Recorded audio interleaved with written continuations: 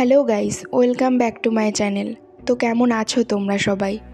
আজকে আমি এক্সপ্লেন করতে চলেছি 2024-এ রিলিজড হইচইয়ের নতুন ওয়েব সিরিজ কলঙ্ক নিয়ে। তো দেরি না করে টপিকে চলে যাই, চলো।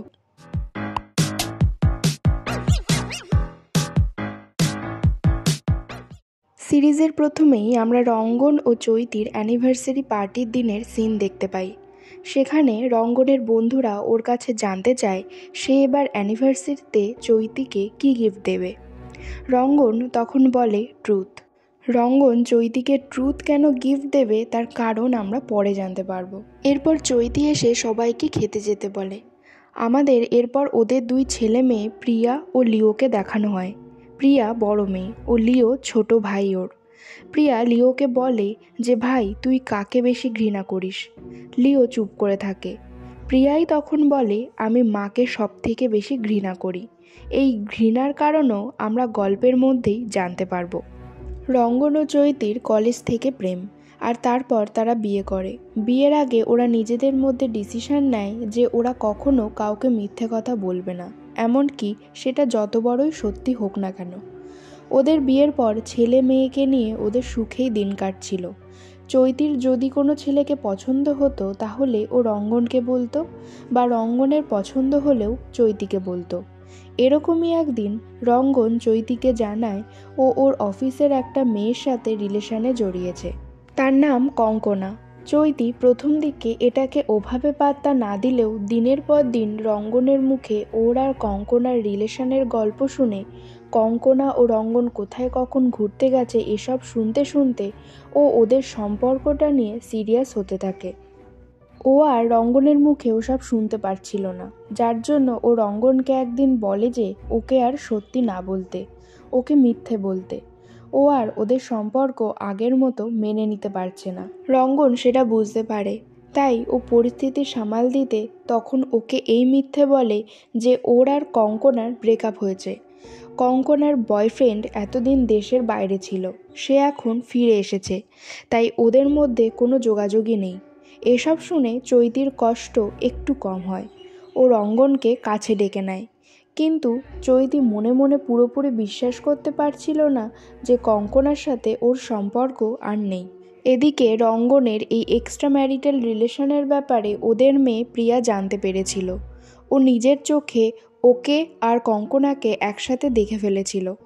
ও যখন ওর মাকে এ ব্যাপারে জানায়, ওর মা এটা নিয়ে কোনো রিয়াকশানই দেয় না, বরং চৈতি বলে এটা ওর আর ওর বাবার ব্যাপার। ওর মার এই নিস্তেজ ভাব দেখে প্রিয়া ওর মাকে বেশি ঘৃণা করতে থাকে।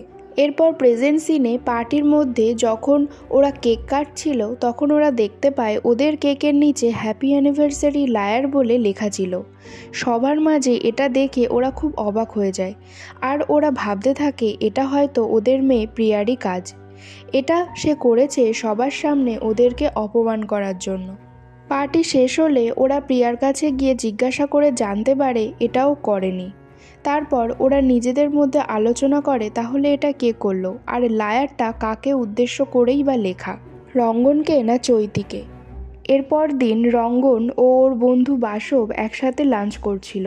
সেখানে বাসব রঙ্গনকে জিজ্ঞাসা করে যে কেকের মধ্যে লায়ারটা কে লিখেছিল। রঙ্গন তখন বলে এটা নাকি ও নিজেই লিখেছিল গতকাল রাতে। আসলে ও নাকি নিজেকে উদ্দেশ্য করেই এটা লিখেছিল। এটা শুনে বাসব অবাক হয়ে যায়। তারপর রঙ্গন ওর আর চৈতির মধ্যে কোথা থেকে সমস্যা শুরু হয়েছে সব বলতে থাকে। এরপর ফ্ল্যাশব্যাকে আমরা দেখতে পাই প্রিয়ার ওর বাবার রিলেশন নিয়ে নিজের পার্সোনাল লাইফে প্রবলেম হচ্ছে, তাই ওর মাকে সবটা বললেও ওর মা ওকে এসব ব্যাপারে বাড়াবাড়ি করতে বারণ করে, যার জন্য ওদের দুজনের মধ্যে ঝামেলা হতে থাকে। এরপর সিন রিসেন্ট টাইমে শিফট হয়, যেখানে আমরা দেখি রঙ্গন ভিতরে ভিতরে অস্বস্তি বোধ করতে থাকে, কারণ ওর আর কঙ্কনার যে সত্যি সত্যি ব্রেকআপ হয়নি সেটাও চৈতিকে কিছুতেই বলে উঠতে পারছে না নিজে থেকে। সে সেটা তার বন্ধু বাসবকে জানায়। সে বাসবের সাথে বসে প্ল্যান করে যে ও এমন একটা কিছু করবে যাতে রঙ্গন ও কঙ্কনাকে চৈতি হাতে নাতে ধরতে পারে। যেহেতু রঙ্গন চৈতিকে ডাইরেক্টলি তাদের রিলেশনের ব্যাপারে বলতে পারছে না, তাই রঙ্গন চায় চৈতি নিজেই ওকে সন্দেহ করে ওদেরকে ধরে ফেলুক, তাহলে রঙ্গনকে আর কষ্ট করে সত্যি কথা বলতে হবে না। আর এজন্যই রঙ্গন চৈতির মধ্যে সন্দেহ তৈরি করার জন্য হ্যাপি অ্যানিভার্সারি লায়ার কথাটা লিখে।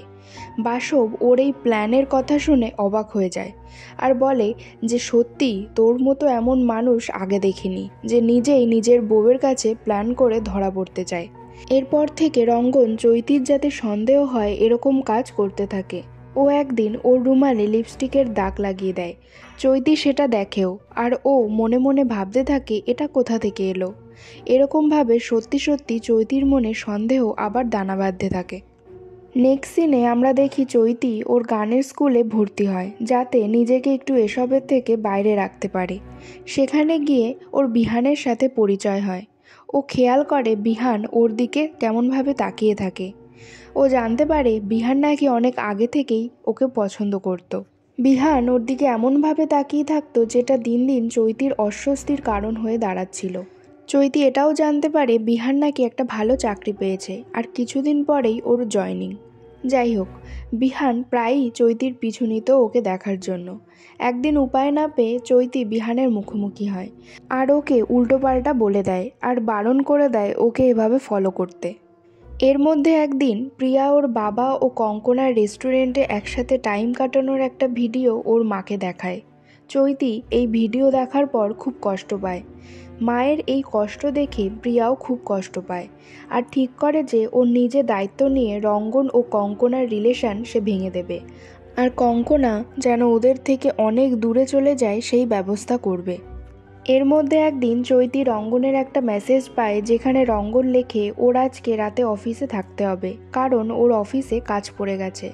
চৈতি এই মেসেজ পড়ে এটা ভাবতে থাকে যে রঙ্গন তাহলে আজকে সারা রাত কঙ্কনার সাথেই থাকবে আর ওর সাথে ফিজিক্যালও হবে। আমরা দেখি রঙ্গন এটা বাসবের সাথে প্ল্যান করেই করেছে, কারণ ও তো চাই যে চৈতি ওকে সন্দেহ করুক। সেই রকমই রাতে চৈতি যায় রঙ্গনের অফিসে। সেখানে গিয়ে ও জানতে পারে অফিস বন্ধ আছে আর রঙ্গনও নেই অফিসে। এটা দেখে চৈতি সত্যিই ভেবে নেয় যে আজ রাতে সত্যি সত্যি রঙ্গন কঙ্কনার সাথেই থাকবে। আমরা দেখতে পাই দূরে দাঁড়িয়ে রঙ্গন চৈতিকে ফলো করছে, কিন্তু চৈতি সেটা খেয়াল করে না। পরদিন রঙ্গন সকালে বাড়ি ফিরে আসে আর চৈতি রঙ্গনকে দেখে কথা না বলে সেখান থেকে উঠে চলে যায়। এদিকে প্রিয়া কঙ্কনাকে ফলো করতে থাকে। ও নিজের পরিচয় না দিয়েই ওর সাথে গিয়ে কথা বলে আর ওর সাথে একটা সেলফিও তোলে, আর তারপর ওই ছবিটা ফেসবুকে শেয়ার করে কঙ্কনা ও রঙ্গন দুজনকে ট্যাগ করে দেয়। কঙ্কনা এটা রঙ্গনকে দেখালে তখনও জানতে পারে যে এটা রঙ্গনের মেয়ে। রঙ্গন এটা দেখে অবাক হয়ে যায়।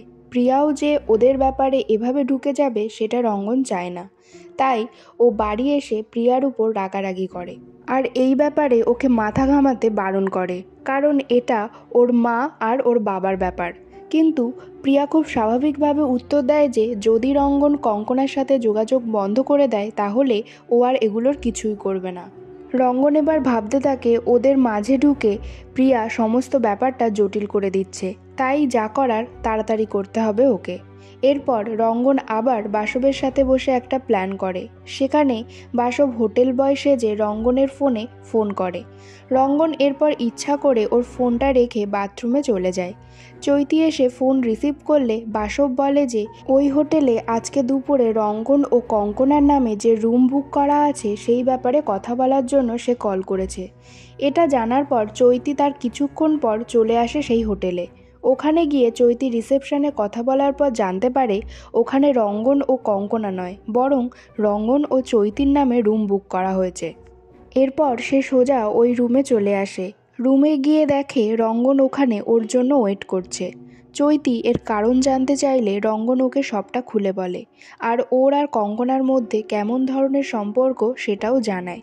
কঙ্কনার সাথে রঙ্গনের কখনো কোনো ফিজিক্যালি অ্যাটাচমেন্ট হয়নি।